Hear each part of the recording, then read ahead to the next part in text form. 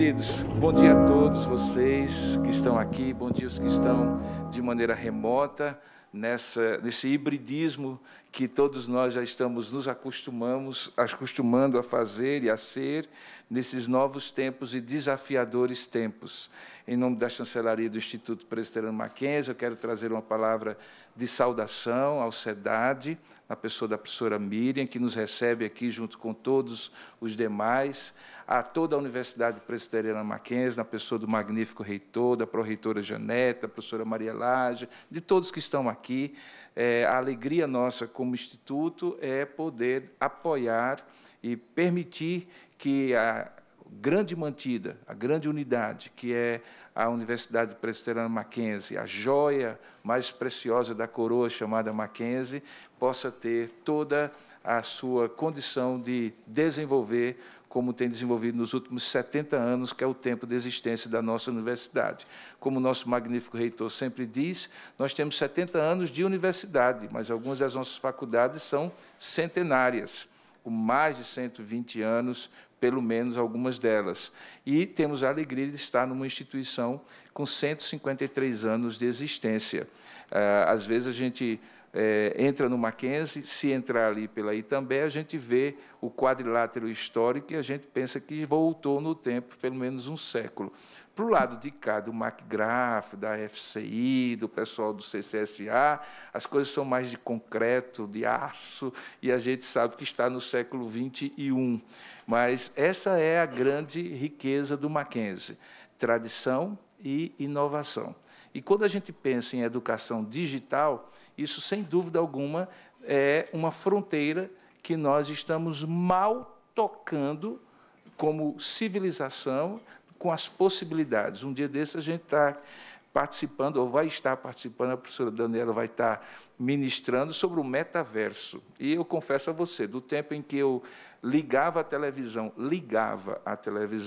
porque eu nasci analógico. O doutor Marco Túlio, que completou 61 anos ontem, ele já nasceu digital, ele é antes do tempo, mas eu nasci analógico, numa televisão Telefunken, que a gente fazia assim, tinha que se levantar da poltrona e fazia toque, toque, toque, e tinha 4 canais, né?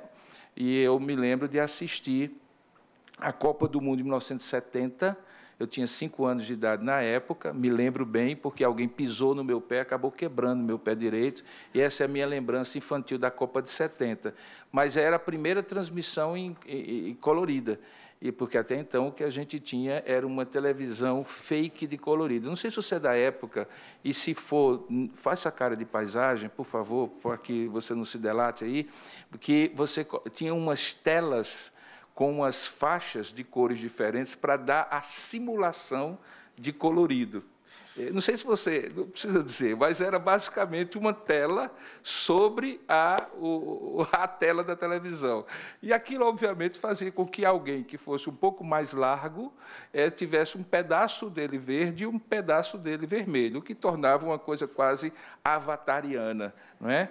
Mas, enfim, deixando essas pequenas brincadeiras de início, para mim é uma grande alegria, como chanceler, estar aqui nesse evento. Para mim, desde que eu entrei no Mackenzie em 2014, dentro do Conselho de Curadores, a educação digital não é uma questão de se, mas quando se tornará uma das grandes ações, uma das grandes unidades da nossa instituição. E eu creio que, cada vez mais que ela cresce, ela torna-se desafiadora para nós. Desafiadora ao extremo. Tanto é que nenhum de nós, se tiver sã consciência, pode dizer que é especialista em educação digital. Me recordo que, quando eu fiz o meu doutorado aqui mesmo na universidade, eu tratei sobre redes de colaboração virtual, paquerei um pouquinho com essa coisa da educação digital, particularmente para a expressão da confessionalidade, que é a minha área de atuação aqui. Eu me recordo que um dos co-orientadores do doutorado, da tese, um professor da Universidade de Minho, em Portugal, ele falava o seguinte: você está usando o termo errado. Não existe presencialidade e virtualidade. Existe presencialidade física e presencialidade virtual. E isso, alguns anos atrás, não faz muito tempo, uns 4 anos, mas mostra exatamente isso, como nós podemos estar presencialmente e que virtualidade não é sinônimo de irrealidade, mas de uma realidade diferente daquela dimensão física. E todos nós experimentamos isso, particularmente os senhores e senhoras, na atuação dos polos de educação digital do Mackenzie. Isso me faz ver e compartilhar com vocês, nesse momento, além da palavra de saudação, um pequeno trecho da Escritura Sagrada, porque, dentre outras coisas que vocês receberam, dentro daquela kit de bem-vindos, que eu espero que já tenha chegado até as mãos de vocês, essa Bíblia dos 150 anos, que é a nossa edição, que aconteceu há 3 anos, que é a Bíblia histórica, que conta um pouco da história do Mackenzie. Guarde-a com carinho. Nós mandamos fazer 20 mil, elas estão acabando. Portanto, você é um dos raros que talvez vai ter nas mãos essa edição daqui a alguns anos. E nessa Bíblia conta-se uma história de um momento especial em que Jesus estava na sua cidade natal. A gente sempre tem aquela sensação de que a gente volta ao tempo quando a gente volta à cidade natal, especialmente se a gente mora longe dela. Você nasceu numa cidade e hoje fez toda a sua vida fora. E uma das coisas que acontece, pelo menos comigo, é que quando eu volto, eu descubro que os muros não são tão altos, que os espaços não são tão grandes. E aquela impressão que eu tinha com o meu olhar infantil não era exatamente a expressão da realidade. Às vezes eu olhava para aqueles muros que eu subia com meu irmão para fazer peraltices, eles eram enormes. Hoje eles mal chegam à altura do meu olhar. Mas porque eu era pequeno, os muros eram grandes. O grande desafio é, quando a gente se torna grande, fazer com que os muros realmente sejam pequenos. Porque, às vezes, eles são pequenos fisicamente, mas se tornam grandes obstáculos. E uma das coisas que faz com que esses muros sejam grandes, muito grandes, e se tornem obstáculos, é o fato de que a gente tem a sensação, e muitas vezes é uma percepção real, não é apenas uma sensação, de que nós estamos ainda muito aquém, e as pessoas, às vezes, nos veem assim. Jesus estava passando na sua cidade, onde ele havia, de alguma maneira, crescido, a cidade de Nazaré. A cidade de Nazaré fica no norte de Israel. E, consequentemente, Jesus, que tinha nascido no sul, na cidade de Belém da Judeia, perto de Jerusalém, e que tinha sido criado em Nazaré, passou para a história como Jesus o Nazareno. Só que, quando Jesus estava na cidade de Nazaré, frequentemente ele era visto por aquelas pessoas de mais idade como aquele menino, filho de Maria, de José, que tinha seus irmãos e suas irmãs ali, e que, eventualmente, tinha sido criado lá. Eu não sei se você já teve a sensação de encontrar com aquela senhorinha ou com aquele senhor que lhe viu pequeno. E que olha e diz assim: menino, como você cresceu. A gente até fica feliz que eles acham que a gente ficou mais bonito, né? Pelo menos dizem isso, e a gente fica feliz com isso. Então, alguns olhavam para Jesus e diziam assim: menino, como você cresceu. Isso não está no texto bíblico, é minha imaginação. Por quê? Porque, naquele momento, muitos deles não acreditaram que Jesus era o Messias. E Jesus cunha, então, uma frase que ficou para a história, que o profeta não tem honra em sua própria casa. E parte da desonra que o profeta tem na sua própria casa é que ele não é visto como profeta. Ele é subestimado. Ele é visto como um menino que cresceu. Os outros de fora o reconhecem, porque já o conheceram como profeta. Mas os de casa, da sua origem, frequentemente o veem como um menino que cresceu. Eu gostaria de aplicar a ideia de que o profeta chamado Educação Digital no Mackenzie não é um menino que cresceu, é um grande profeta. É o futuro. É o futuro inevitável. O futuro em que não haverá mais a distinção entre aquilo que é feito como componente curricular, como projetos pedagógicos, eminentemente e exclusivamente presenciais, físicos, e aqueles que são feitos pela presencialidade virtual. Hoje, a expressão educação digital é muito mais atualizada do que a ideia de educação à distância. Porque que distância é essa que torna com que profetas sejam vistos como meninos? O SEDAD, particularmente a educação digital do Mackenzie, ela não pode ser vista como um menino que cresceu.